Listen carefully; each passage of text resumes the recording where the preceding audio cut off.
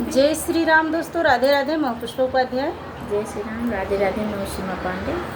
हम दोनों मिलकर एक देवी गीत सुनाएंगे। देवी गीत पसंद आएगा तो वीडियो को लाइक कीजिएगा, शेयर कीजिएगा, कमेंट में बताइए देवी गीत कैसा लगा और हमारे चैनल एसपी भजन सागर को सब्सक्राइब करें। कमन फूलवा फूले दुआरा कमन पीछवा मानू हो, हे मैया मोरी कमन फूलवा फूले देव घर नगरिया सब जय जय बोले हो। मैया मोरी कावन फूलवा फूले देव घर नगरिया सब जय जय बोले हो। कावन फूलवा फूले दुआरा कावन पीछवा मैया मोरी कावन फूलवा फूल देव घर नगरिया सब जय जय बोले हो। मैया मोरी कावन फूलवा फूल देव घर नगरिया सब जय जय बोले हो। बेला फूला फूल दुआरा चमेली पीछवा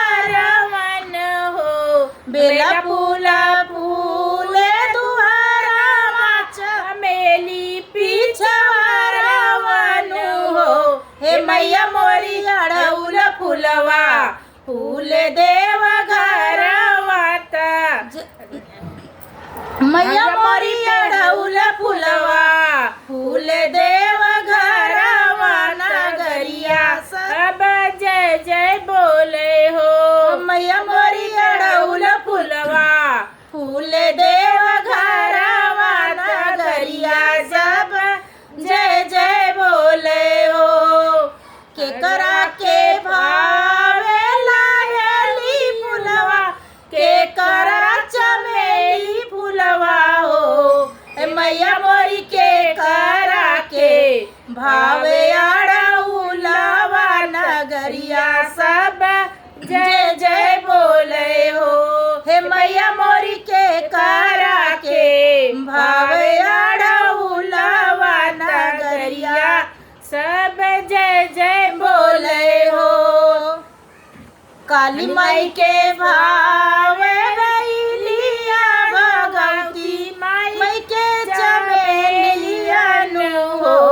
हे मैया मोरी गंगा माई के भावे अड़उलवा नगरिया सब जय जय बोले हो।